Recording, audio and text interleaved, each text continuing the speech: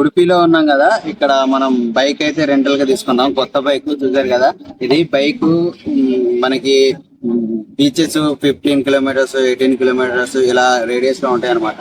So మన ఆటోలు buses ఇలా అయితే టైం అంతా వేస్ట్ అయిపోతూ ఉంటది, సరిగా అవైలబుల్ ఉండవు. సో కరెక్ట్ ఆప్షన్ ఏంటంటే బండి తీసుకోవడం, రెంట్ తీసుకోవడం. ఇది పర్ డే 24 hours కి ఈ 700 అయితే ఛార్జ్ చేశారు. డీజిల్ పెట్రోల్ మనమే కొట్టించుకోవాలి. ప్లస్ 150 కిలోమీటర్స్ కన్నా ఎక్కువ వెళ్తే కిలోమీటర్ 5 రూపీస్ ఎంతో అన్నారు.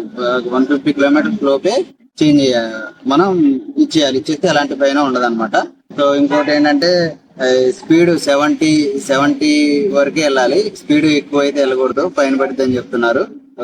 సో కొత్త బండి జాగ్రత్త కోసమని వాళ్ళు అలా చెప్తూ ఉంటారు అనమాట. సో బెస్ట్ ఆప్షన్ ఏంటంటే బైక్ రెంటల్ తీసుకోండి. మేము రూమ్ తీసుకున్నాం కదా, వాళ్ళే బైక్ రెంటల్ కూడా ఇస్తారు, వాళ్ళ దగ్గరే తీసేసుకున్నాం.